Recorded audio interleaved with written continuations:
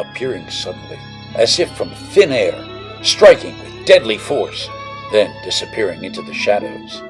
In the Carolina of the late 1770s, that usually meant you'd been attacked by the man the British nicknamed the Swamp Fox.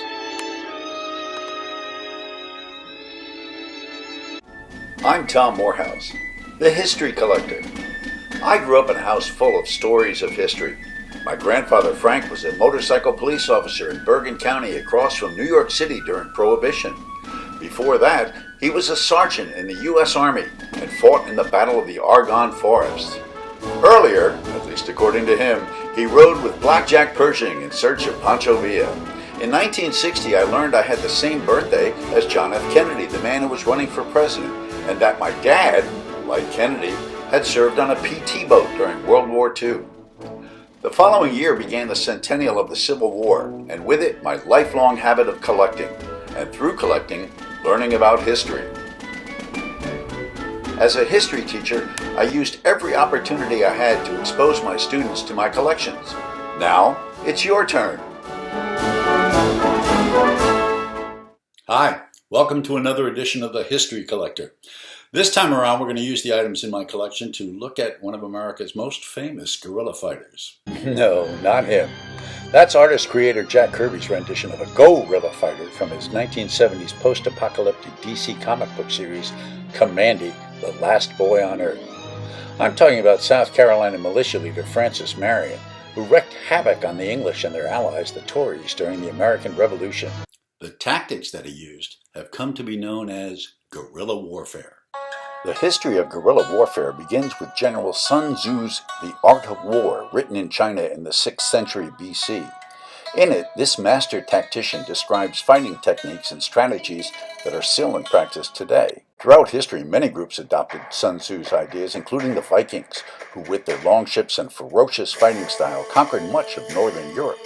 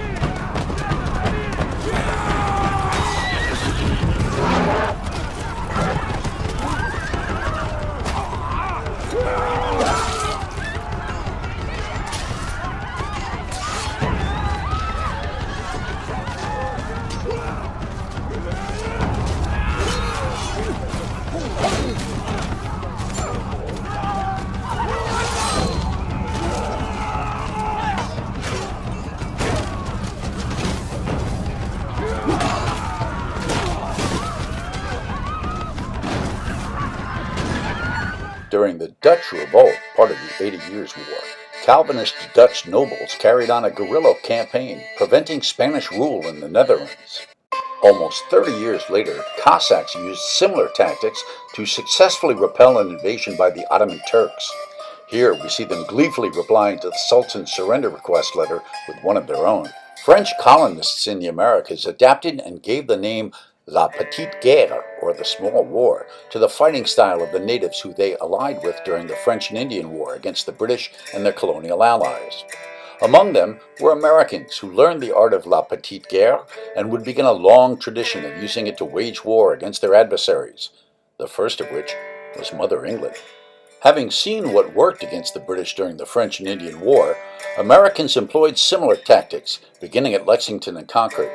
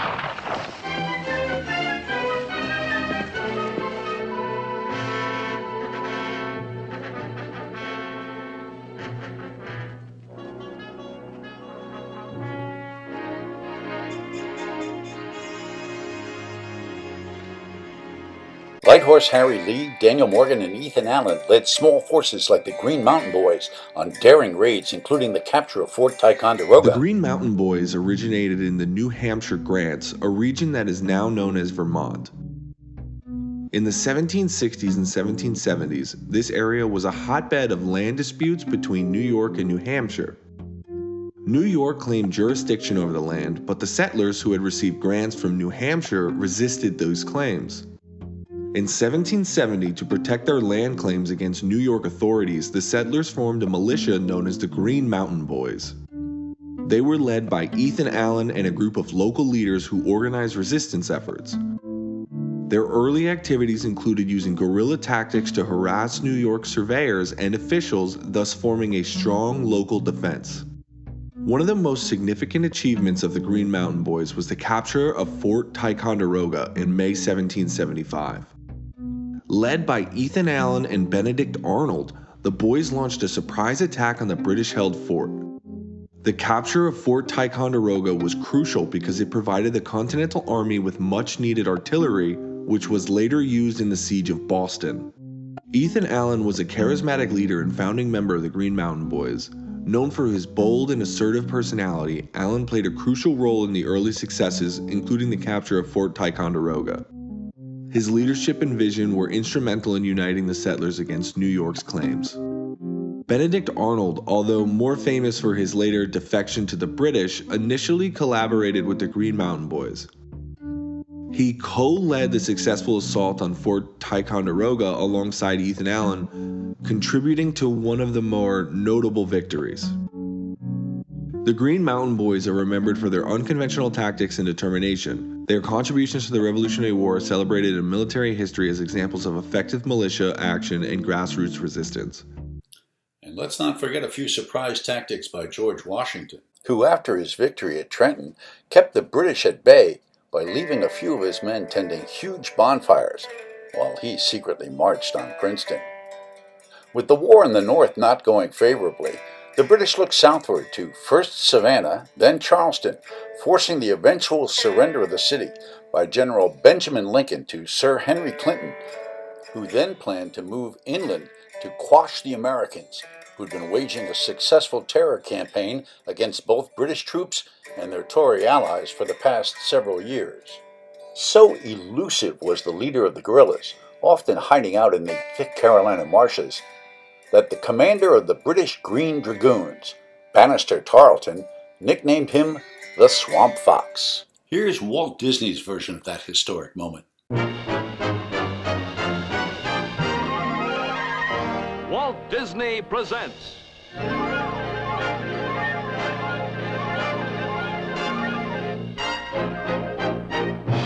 From Frontierland, the Swamp Fox. The birth of the Swamp Fox.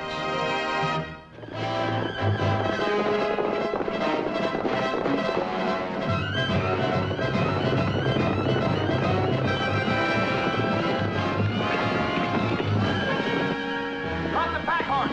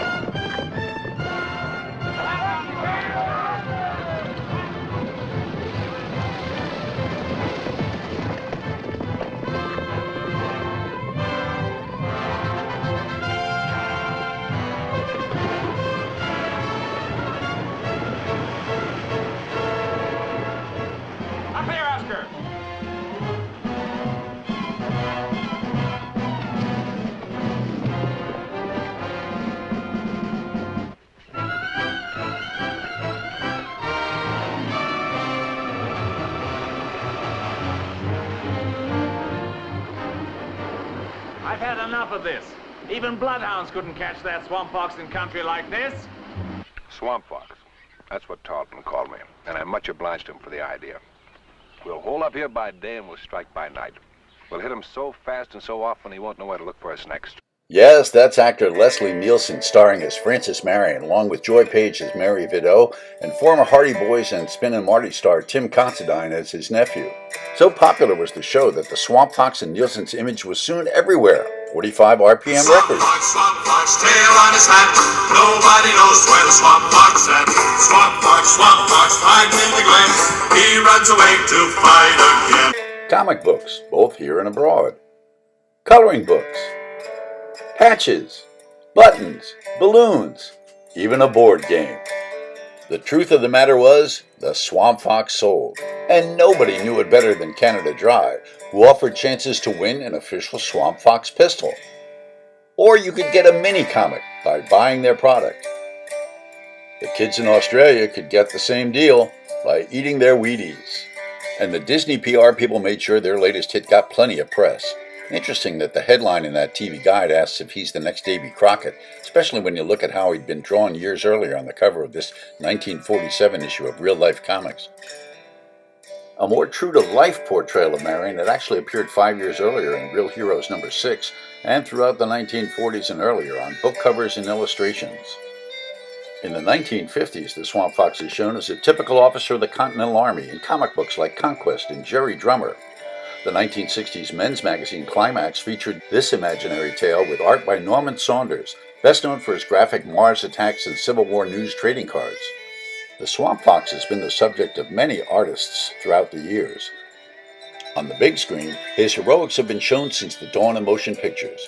Mel Gibson's epic 2000 film The Patriot is loosely based on the life of this American guerrilla fighter. The Walt Disney version may be more historically accurate as far as names, dates, places, etc., but the Gibson film is more graphically realistic. The biggest difference, however, is in the treatment of the British. Given the zeitgeist of the Cold War, when the British were our allies, the primary enemy for the Swamp Fox is the enemy within. The disloyal Americans, the Tories. The British, they're just bumbling incompetents, easily fooled and outmaneuvered by the Swamp Fox's men. Win. All we have to do is let him walk into our gun sights and blast him. Too dangerous for the prisoners, Peter. Sergeant Jasper. Yes, sir. See that trail down there cutting across the road going into the woods? Oh, yes, sir. Leads down to the creek and then stops. The enemy won't know that if you don't tell them, will they, Sergeant? Be a good Tory friend to our redcoats and persuade them to take the shortcut to Parker's Ferry. Yes, sir. That all do, sir. We'll keep close by to keep contact with you, Jasper. Peter, if Jasper succeeds, I want you and McDonald to take one man each. Get down the trail there and try to slip in amongst the prisoners, take enough pistols with you and pass them amongst them. As soon as the firing starts, get over to the right flank of the enemy and crossfire. Any questions? No, sir. Sounds like it might be a lot of fun, sir. Yes, it just might be at that.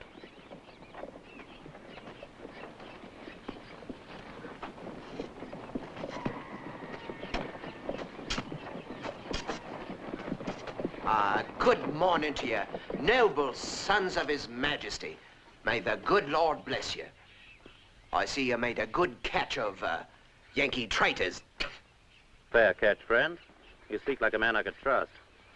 Is there any water in this heathen land which isn't crawling with insects and vermin? That would depend on where you were going, Captain. Oh, we're following this road to Parker's Ferry. Well, speak up, man. There's no fresh water between here and the ferry. That's still a sizable distance to go. But this little trail here leads right down past the prettiest little spring in the state of Carolina. It's closer to the ferry. Shortcut, we call it. Oh, much obliged, friend. We'll take it. Forward!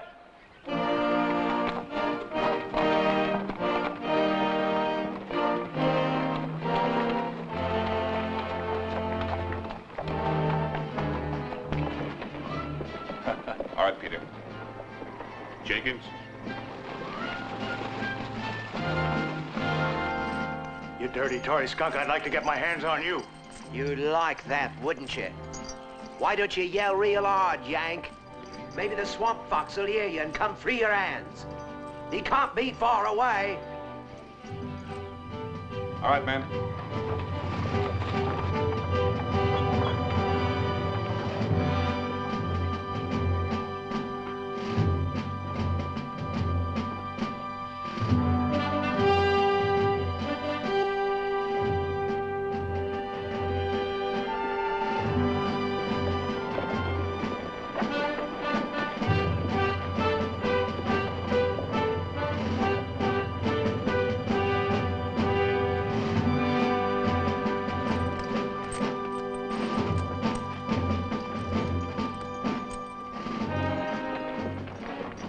This trail is plain out.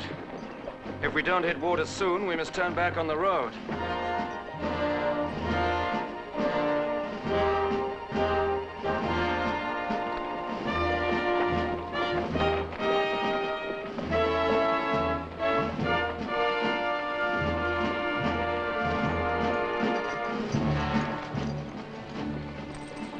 Keep your chins up, men. Marion's close by. Here. Now, when the shooting starts, follow me.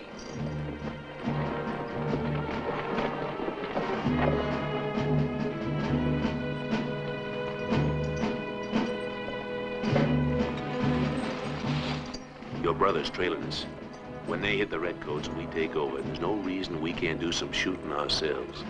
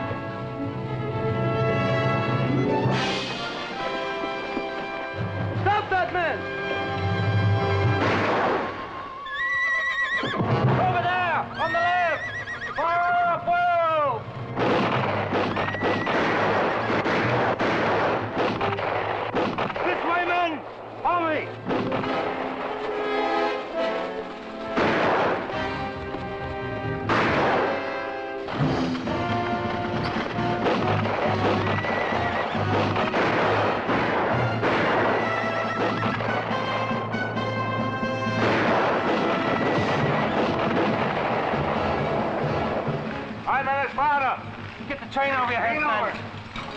Open fire, they give a shot drill. Reform your lines! Stand fast!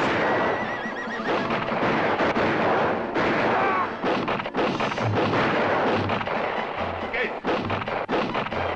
Pull back on the left!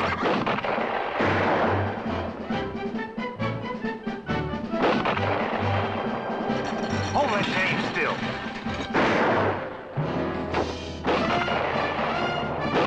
Steady, man! Hold your line!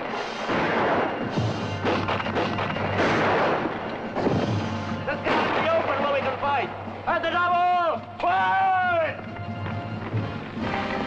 Come up!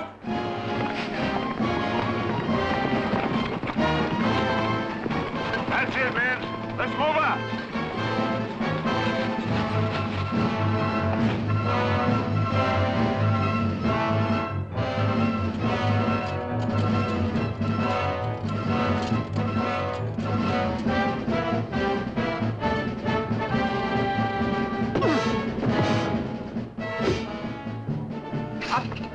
Up you come, noble soldier. Get along. Go on, scoot.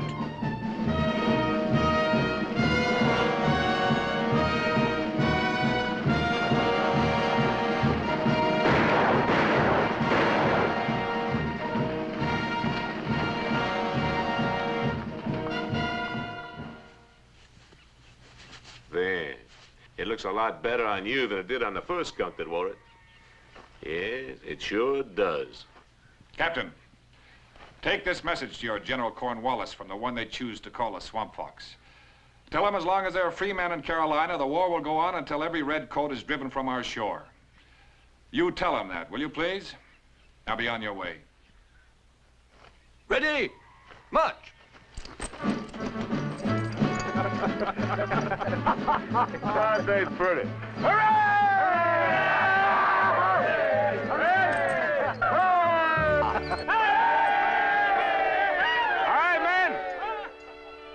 In The Patriot, Mel Gibson's character, Benjamin Martin, has a much darker view of the British. Hang him, put his body on display. Colonel, I beg you, by the rules of war. Would you like a lesson, sir, in the rules of war? Or perhaps your children will.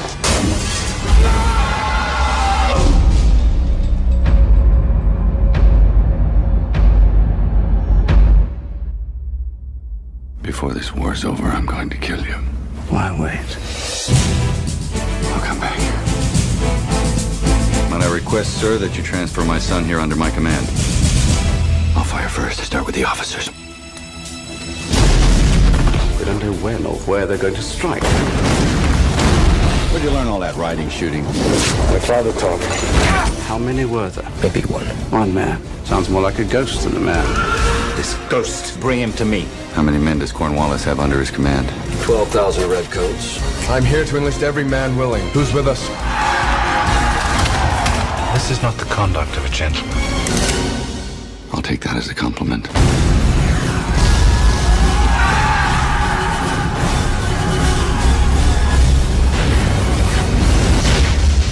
Others, too, adopted Sun Tzu's methods. Both the Spanish and the Russians used them successfully against the French. Shawnee Chief Tecumseh led a guerrilla war against American expansion. During the Civil War, Confederate cavalryman John Mosby was known as the Gray Ghost for his hit-and-run tactics.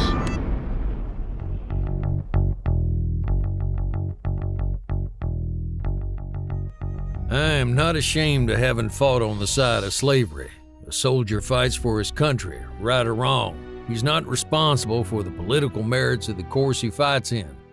The South was my country. Initially, John Singleton Mosby is opposed to the South's secession from the United States. However, a sense of loyalty to the country he calls home persuades Mosby to enlist as a private in the Confederate Army at the outset of the American Civil War.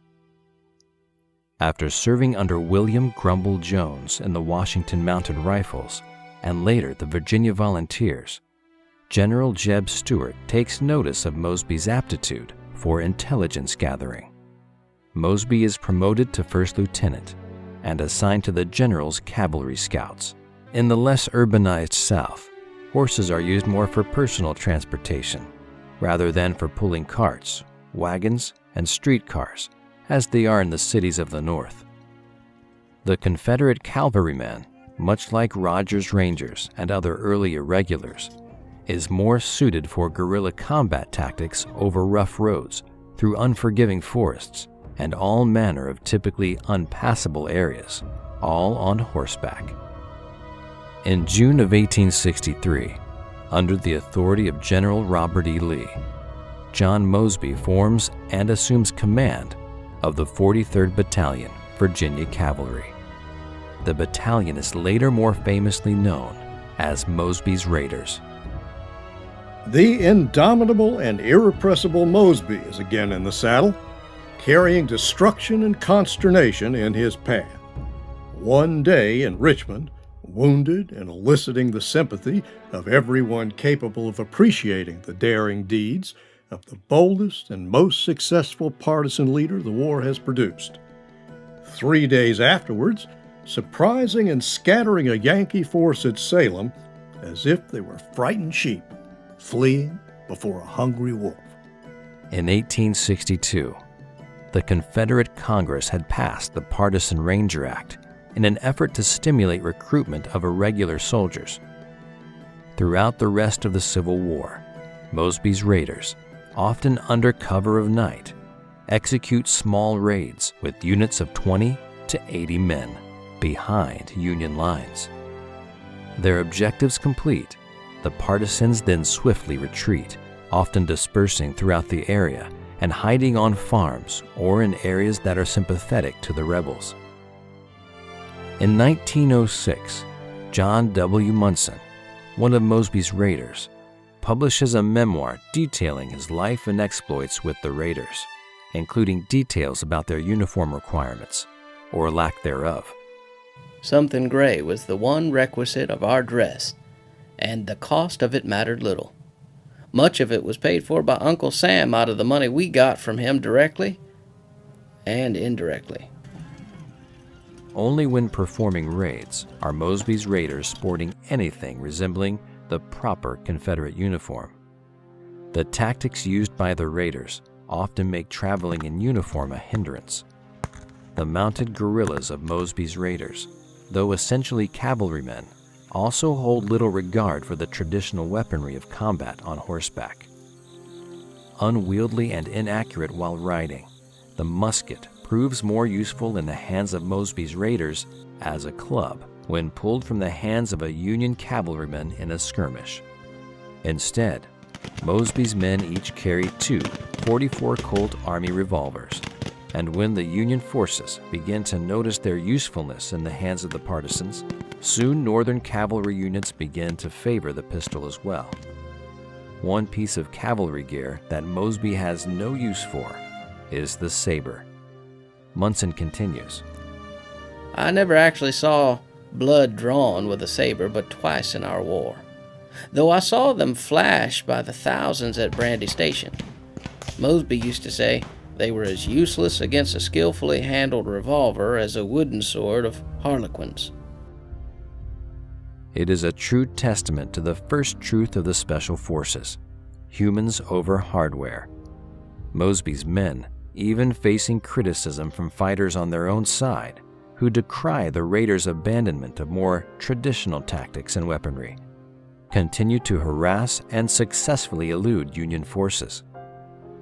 While analysts and historians struggle to define Mosby's raiders' overall contribution to the Confederate war effort, it is known that Grant expended great resources to protect Federal troops from the partisans.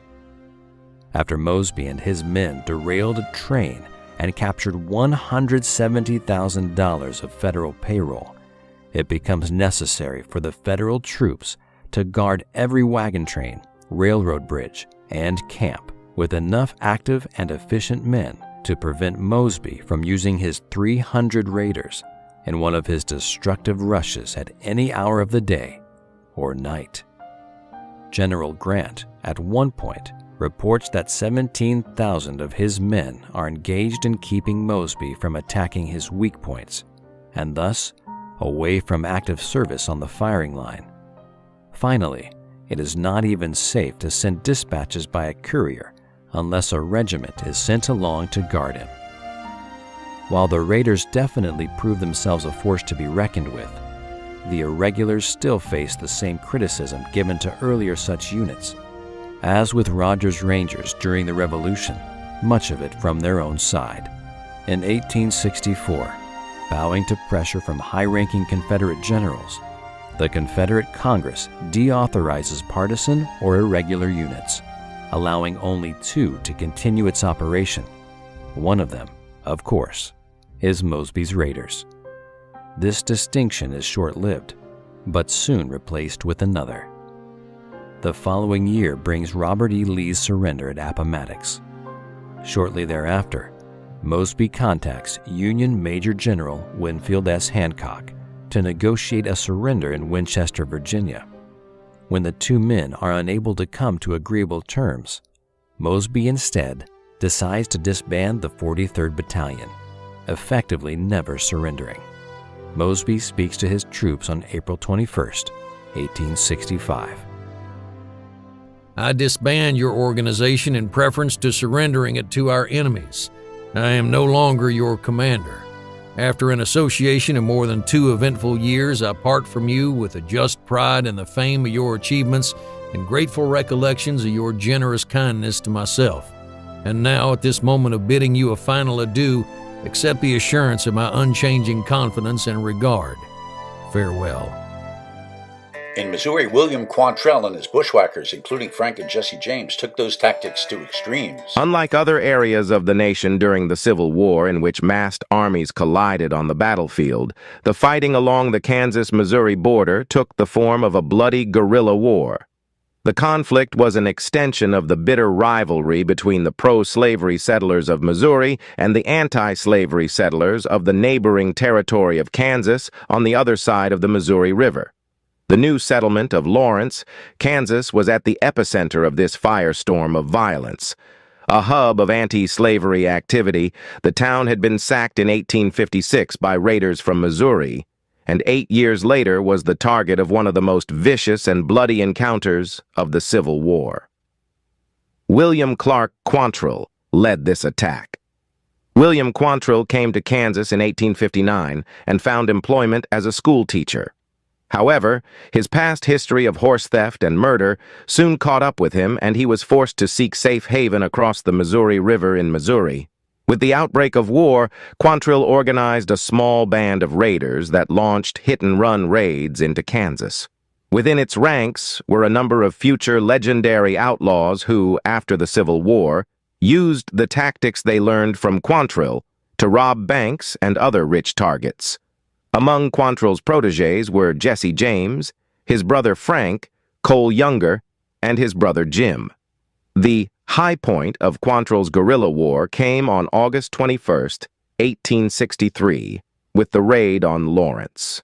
Leading as many as 450 raiders, Quantrill sacked the town of Lawrence and left as many as 183 dead in his wake. The troops then dashed back up into the town, down the main street, shooting at every blue coat that came in sight. The late 19th century saw brutal use of guerrilla tactics in both the Boer War and the Philippine War. The concept of hit and run was essential to British officer T.E. Lawrence's role in the Arab Revolt and Sinai-Palestine campaign against the Ottoman Empire in the First World War.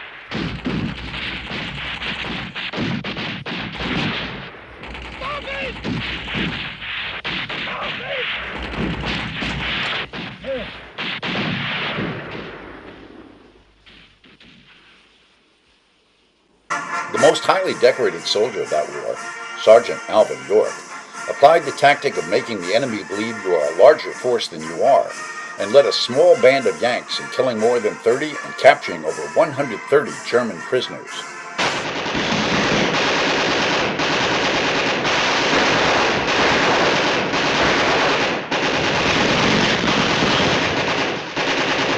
That bad cutting.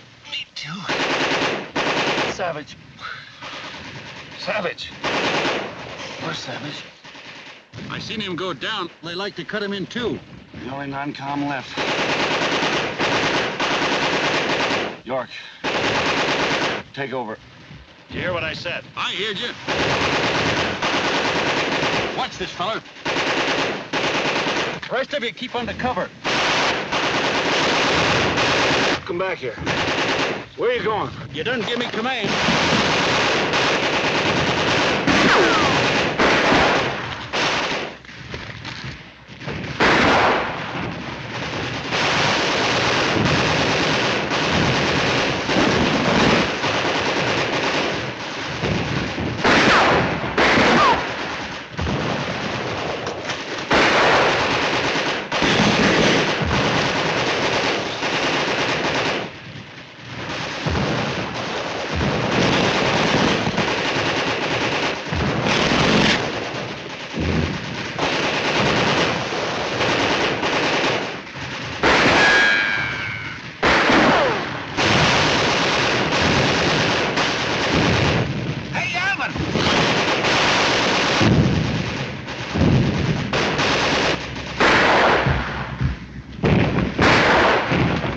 Well, he cleaned out that machine gun nest.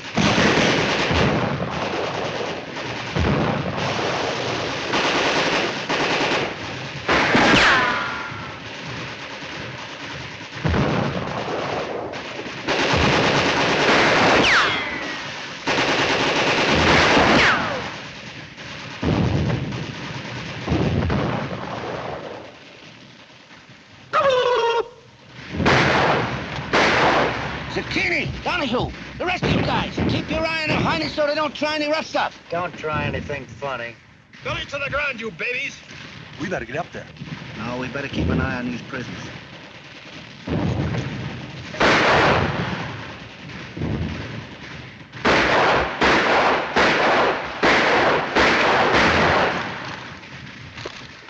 Five will get you 10. That guy knocks off your whole sauerkraut army.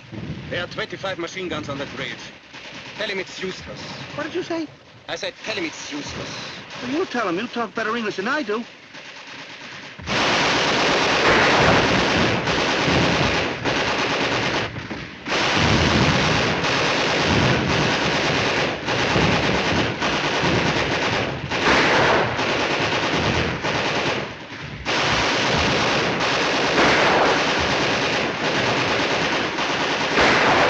Just like a flock of turkeys. Mabel!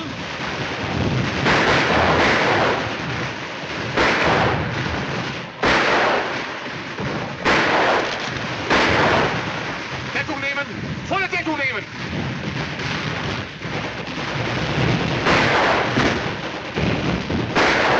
Come on! Come on! All right, come on out of there! All of you! Come this way!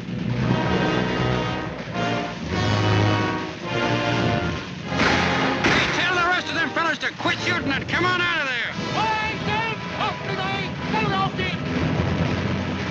Keep them hands up and start going down the hill there. Keep it coming. The jungles of the South Pacific during the Second World War were the ideal locale for guerrilla warfare.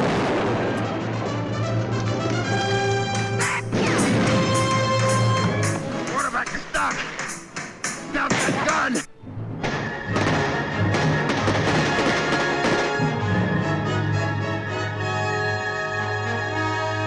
I suggest you grab their railhead first at this spot here. Shadows up.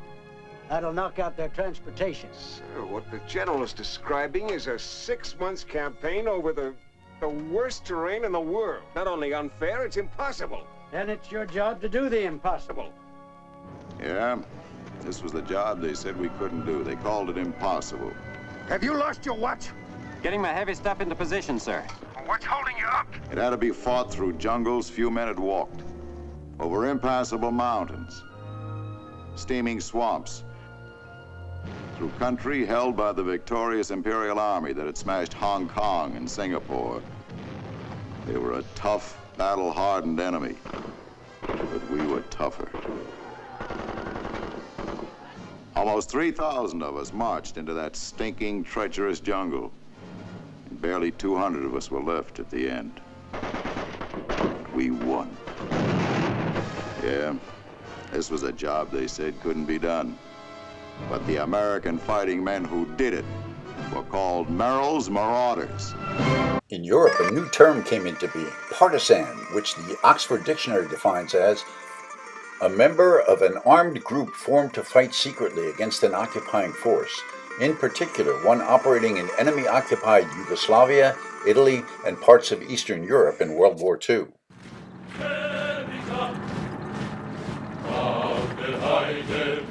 Ein kleines Blümelein, und das heißt Erika.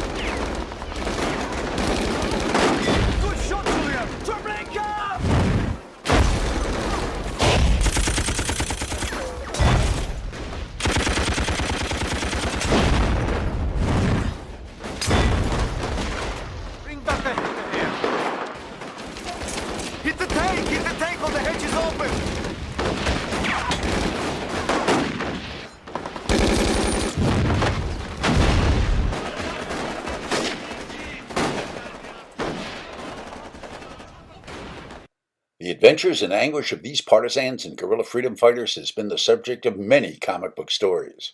The idea of a small group of diverse individuals sharing a dangerous mission together is particularly personified in the work over the years of legendary artist-creator Jack Kirby, himself a combat veteran who served as a forward scout in General Patton's Third Army.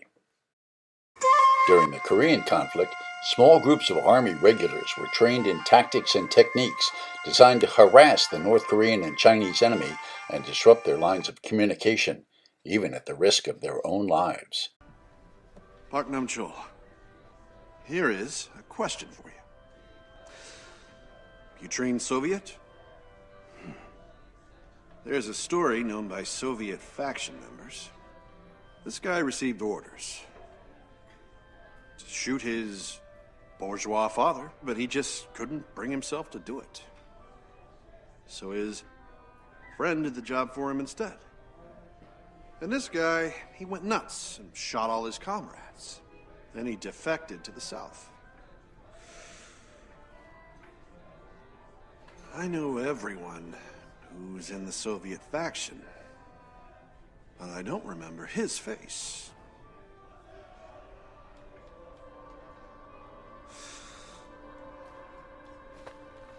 What was that guy's name anyway?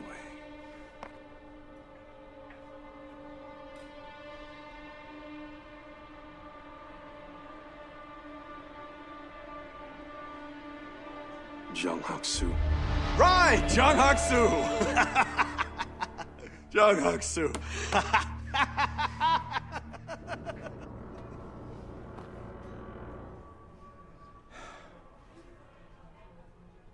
Jung Hak-soo.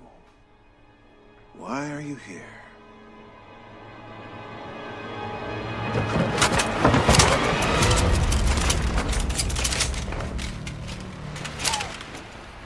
Answer me.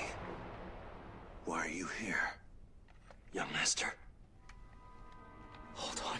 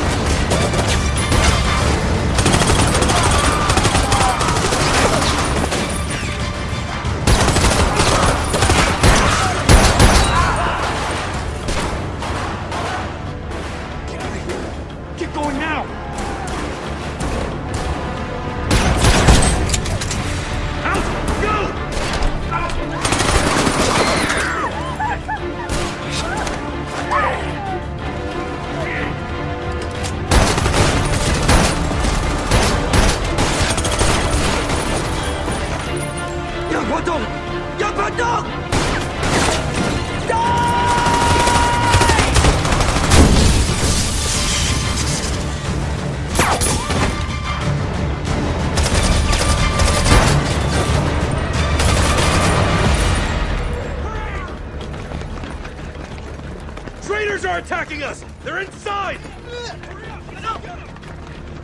The commander's in danger! You've got to go save him!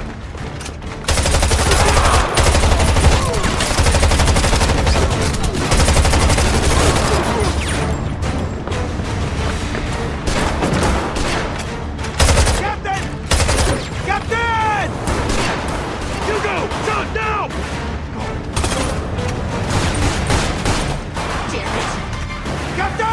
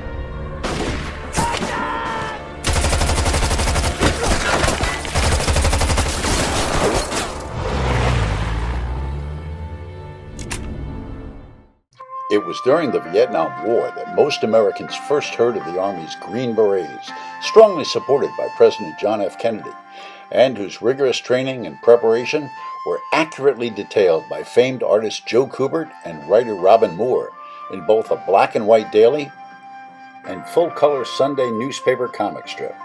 John Wayne brought their story to the big screen in 1967.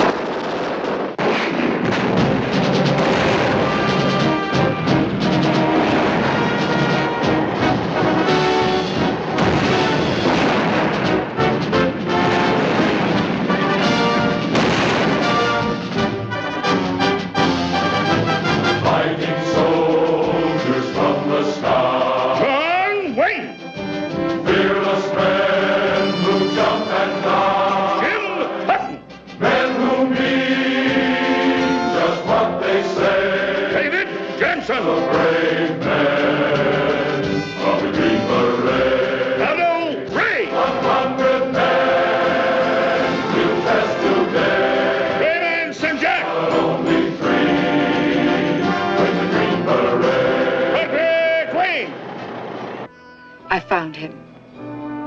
His name is Fan Sun Ti. And I will give him to you. When?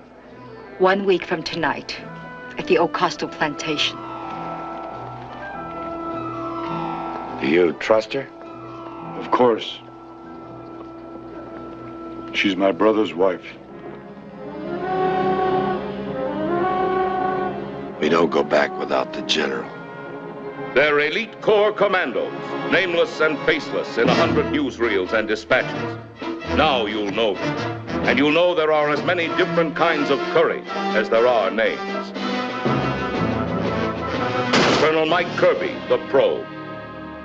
Beckworth, the doubter. Sergeant Muldoon, the bull. Doc McGee, the dependable. Captain Nim, the hater. Sergeant Peterson, the con man. Sergeant Kowalski, the killer.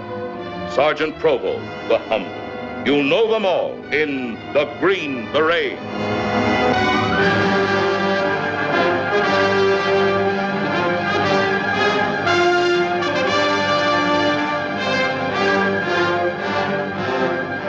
LZ is a meadow just over that rise. Well, let's move out. Move out.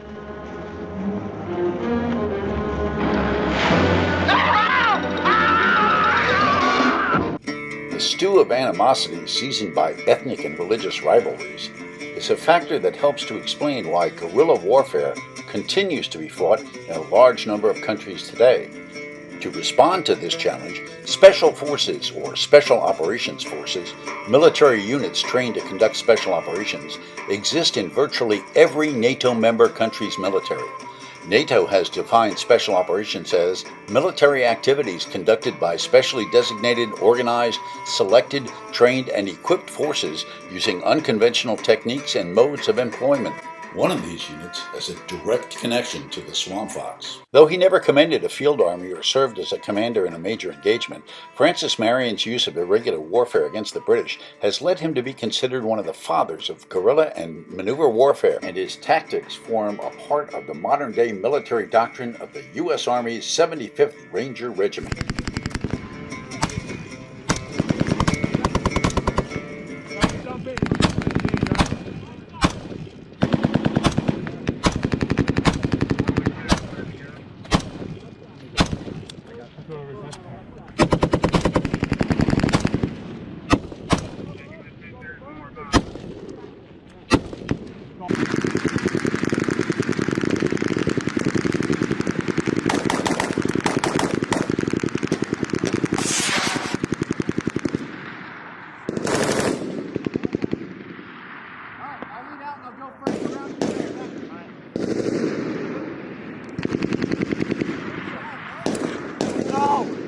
Rolling back, MSD.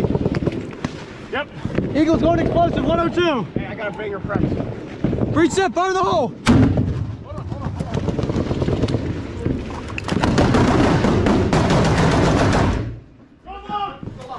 Hey, perfect banger. Marion was engaged in 12 major battles and skirmishes in a 2-year period. Black Mingo Creek, Tearcoat Swamp, Georgetown, Fort Watson, Fort Mott, Quinby Bridge, Parker's Ferry. At the age of 54, he married his 49-year-old cousin, Mary Esther Vidot. In later years, the former soldier served several terms in the South Carolina State Senate. In 1784, in recognition of his services, he was made commander of Fort Johnson, a sinecure, or position requiring little or no work, but giving the holder status or financial benefit with an annual salary of $500. He died at age 63 in 1795, is buried on his brother Gabriel's Belle Isle, South Carolina plantation, and is commemorated nationwide.